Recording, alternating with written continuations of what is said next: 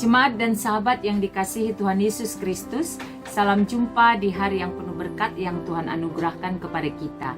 Harapan saya, kita semua dalam keadaan baik dan sehat. Sebelum kita mendengarkan firman Tuhan, marilah kita berdoa. Damai sejahtera Allah yang melampaui segala akal, itulah yang memelihara hati dan pikiranmu di dalam Kristus Yesus Tuhan kita. Amin.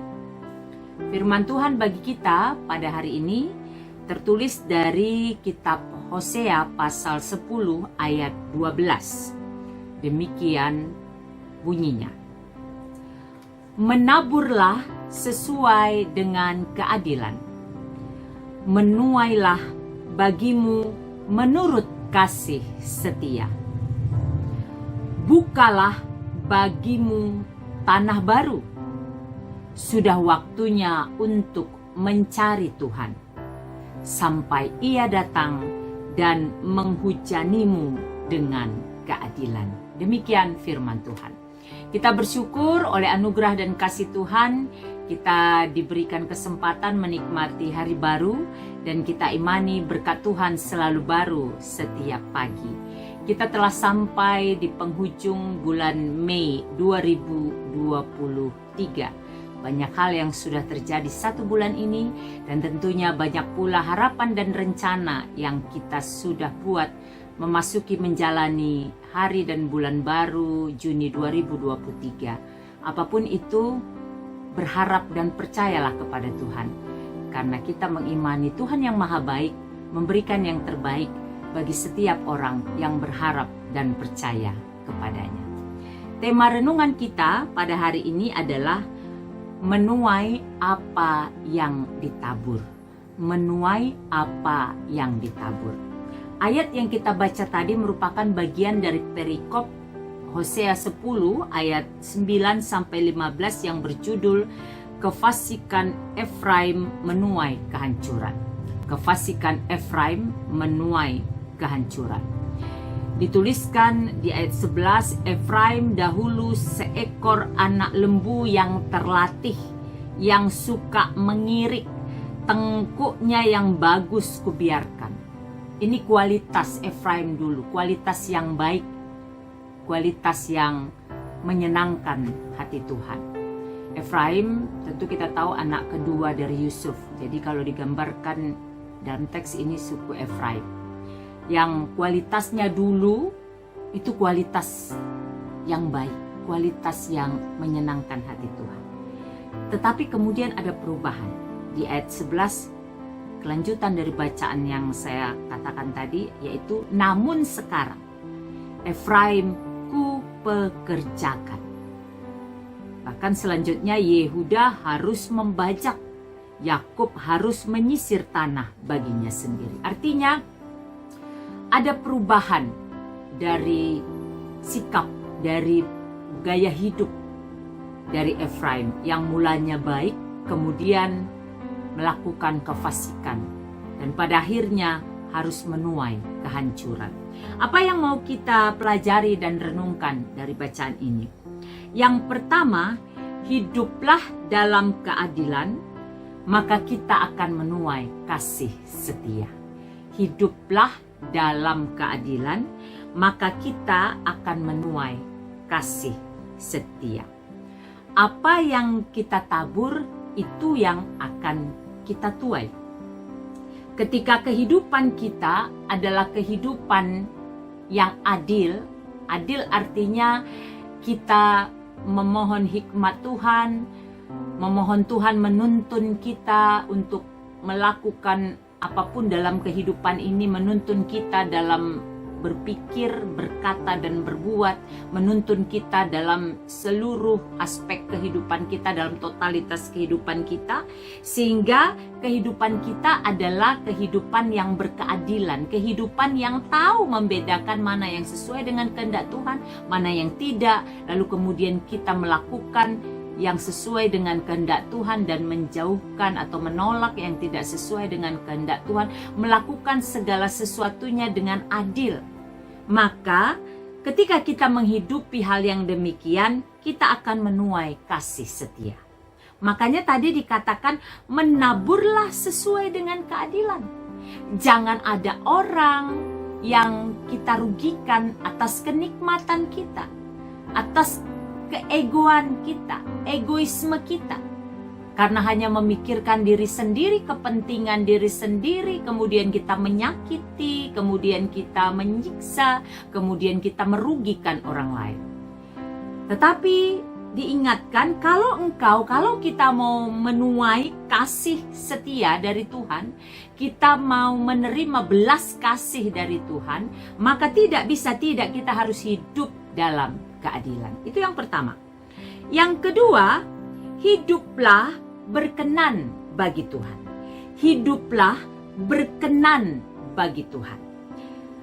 Kalaupun kehidupan kita mungkin tanpa kita sadar adalah kehidupan yang tidak berkenan bagi Tuhan, maka teks tadi berkata, bukalah bagimu tanah yang baru, perbarui diri.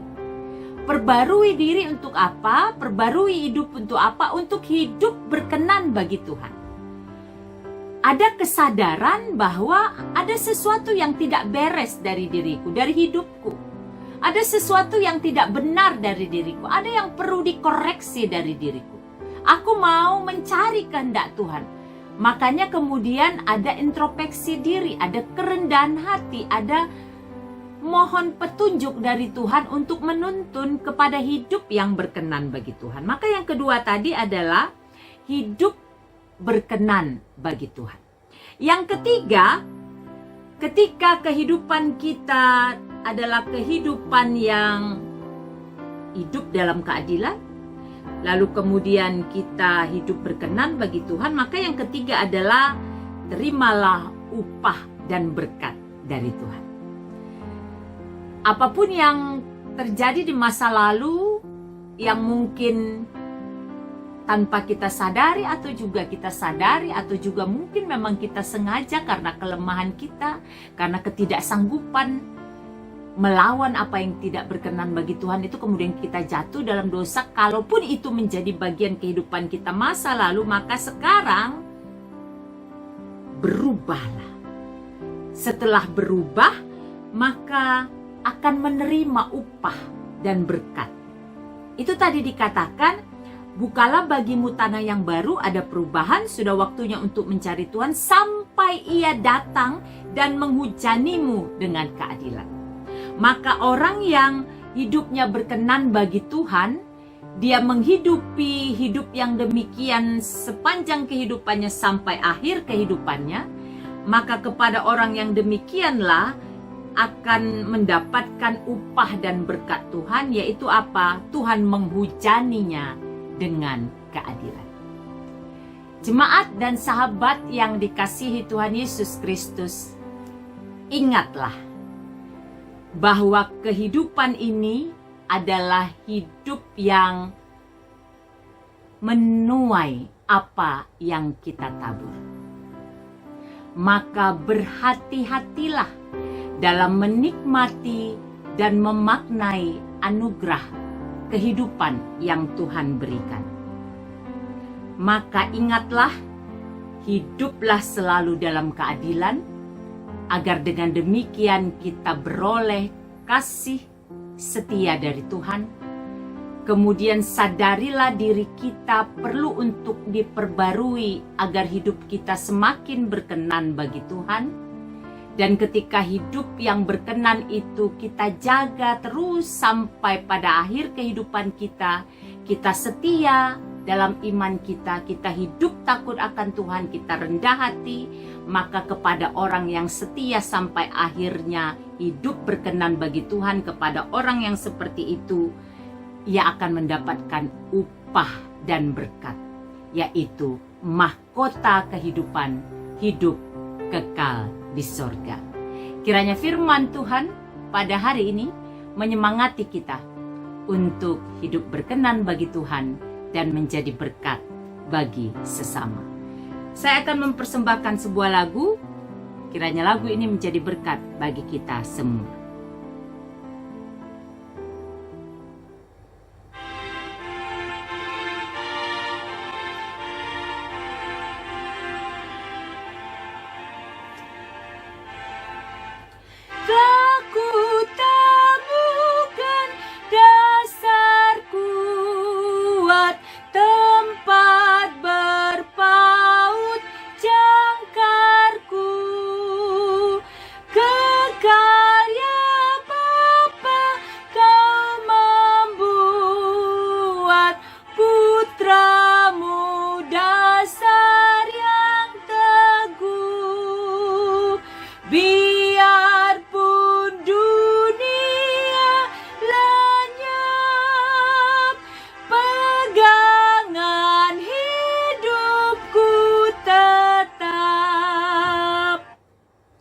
marilah kita berdoa.